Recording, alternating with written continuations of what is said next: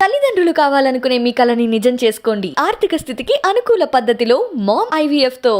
ప్రస్తుతం మార్గదర్శి సంస్థ మీద తనకు కూడా భాగస్వామ్యం ఉందని చెప్పేసి ఈరురెడ్డి అనే వ్యక్తి సిఐడిని ఆశ్రయించారు. ఈ నేపథ్యంలో మనతో మాట్లాడతాకి ఆయన అందుబాటులో ఉన్నారు. సార్ సలాలు మొత్తమే కూడాను మార్గదర్శి కేసుకు సంబంధించి గతంలో నాన్నగారి దగ్గర పనిచేసిన ఎవరైతే చెరుకూరు రామోజీరావు డబ్బులతోనే మార్గదర్శి స్థాపించారని చెప్పి కూడాను న్యాయవాది చెప్తున్నారు. అబ్బాయి इसलिए सीआईडी का आपने अप्रोच है ना किस लिए सर?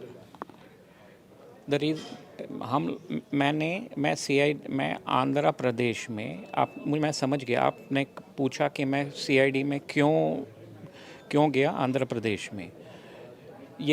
जब मैंने देखा कि ये जो केसेस है रामोजी राव के ऊपर आंध्र प्रदेश में स्टार्ट हुए, फिर मेरे को थोड़ा कॉन्फिडेंस मिला कि मेरा केस जस्टिफाइड है। मेरा केस 50 साल के बाद पुराने केस का सब लोग हंसेंगे, आप क्या कर रहे थे 50 साल।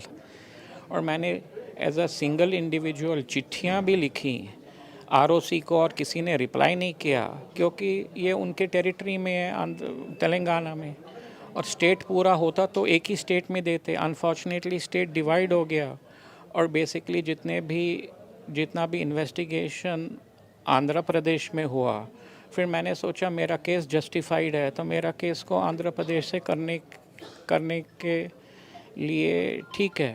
और आपने एक और रिपोर्टर ने बहुत अच्छा सवाल किया, आप 2016 में एग्रीमेंट कर दिए तो आप 2023 में अब क्यों आ रहे हो। मैं उनको ये नहीं कह सकता कि मैंने आरओसी को 2017 में चिट्ठी लिखी और आरओसी में लिखा ये जो शेयर ट्रांसफ़र है तो ये share transfer should be null and void, क्योंकि ये किया गया इनएडवर्टेंटली। सारे डिटेल्स मैंने उनको चिट्ठी लिखा। मुझे चिट्ठी 2017 से आज तक कोई जवाब नहीं मिला, और जब तक ऐसा वाला केस में जब 2017 से 2023 में 7 साल हो गए, हम कोई भी केस को कोर्ट में लगाएंगे, सिविल केस करेंगे, 20 साल लग जाएंगे, हमारा डेथ हो जाएगा। ये बेसिकली ठीक नहीं है कि इतने बड़े बड़े लोग पेमेंट भी नहीं करते केस का, और शेयर्स भी ले लेते हैं, डिविडेंड भी ठीक से नहीं देते हैं। It is a criminal case, and I also know that at this I am 62 years old, और ये एज में मेरे लिए बहुत दिक्कत है, क्योंकि ये पैसा हमको 20 साल पहले मिल जाता तो मेरे भाई हाँ अब नहीं आते ना कोर्ट के पास, हम कोर्ट के पास या इंडिया आते ही नहीं। ये लोगों ने हमारे पैसे दिए ही नहीं। और मैं कहता हूँ जब इन्वेस्टिगेशन होता है, और जो आंध्रा में हुआ तो मुझे सिर्फ थोड़ा कॉन्फिडेंस मिला, इसके साथ हम जुड़ गए। हमारा केस तो बहुत छोटा केस है ना। सब रिपोर्टर्स पूछ सकते हैं आपने क्यों नहीं गए, हमने तो चिट्ठी लिखा अपनी तरफ से, और जितना भी इंफॉर्मेशन मैंने दिया सारा एफआईआर में लिखा हुआ है। लोग अनफॉर्चुनेटली डेट ऐसा है कि पता ही हमें अभी चला कि शेयर्स मेरे पास नहीं है। शेयर्स किसी को ट्रांसफ़र करने के टाइम भी साइन होना चाहिए ना, मेरा साइन होना चाहिए शेयर्स, और किसी के ब्लैंक पेपर्स में कागज़ करे। I thought it is worthless. मुझे मालूम नहीं था कि शेयर्स अगले दिन ट्रांसफ़र कर लेंगे। और आप सोचिए किसी को 1000 रुपये प्रोमोटर शेयर्स के लिए दो, आज के टाइम में 1000 रुपये या 1000 रुपये बाई शेयर्स किस गरीब लोगों को बांट दो, मुफ्त में दे दो, चैरिटी में दे दो, वो ज़्यादा बरकत है। तो हम लोगों ने, और मेरा फ़ादर ज़िंदा होते तो मेरा फ़ादर उनके साथ डील करने का मालूम होता, क्योंकि उनके कंटेम्पररी थे। एक तो इंडिया में बड़े लोगों को इज़्ज़त भी दिया जाता है, तो मेरा हक नहीं बनता पूछने के लिए ये शेयर्स है या, जब इन्होंने खुद नहीं बताया तो मैं क्या करूं।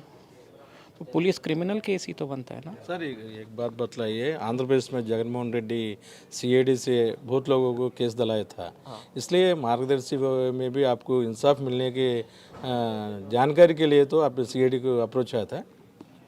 देखो, मैं जब देखा कि केस आंध्र प्रदेश में चल रहा है, कोई केस खुल रहा है,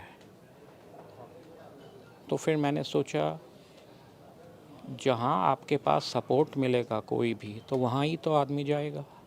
और मेरे को कोई पॉलिटिकल एफिलिएशन किसी से नहीं है। आपने हमारे एक दो नहीं नहीं कुछ भी नहीं है आपने तो इंसाफ के लिए नहीं आपने हमारे लिए देखो आपका कंपनी 10,000 करोड़ का है, 1-2 हज़ार करोड़ का सेटल करने में क्या प्रॉब्लम है?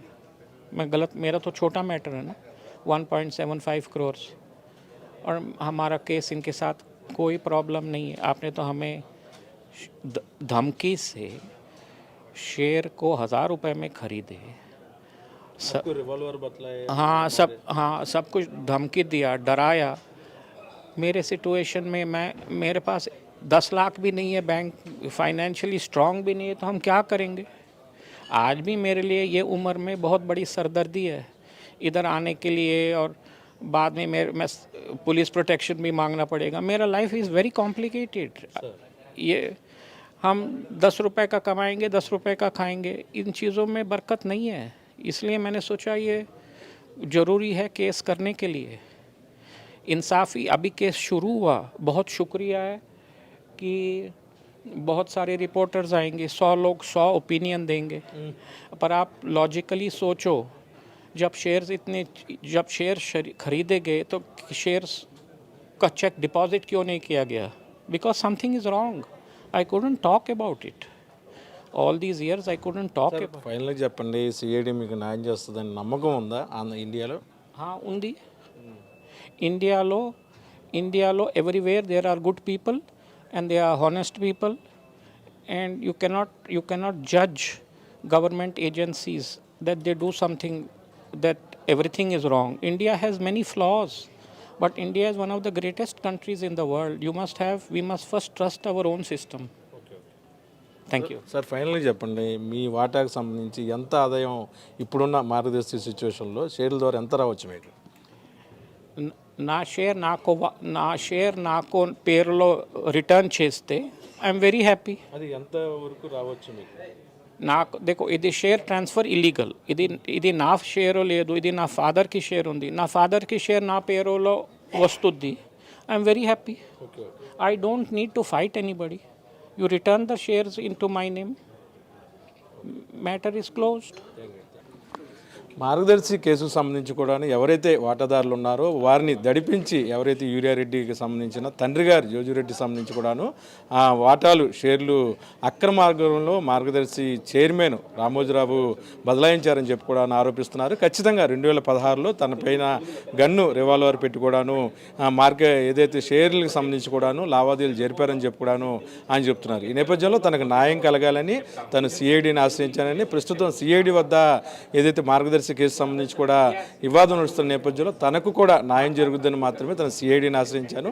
ఇందులో ఎటువంటి రాజకీయ ప్రోద్బలం లేదంటున్నారు యూరియారెడ్డి గారు. వీడియో జర్నలిస్ట్ విజయకృష్ణతో కలిసి ఐటీఎం కోసం అబ్దుల్ అలీ.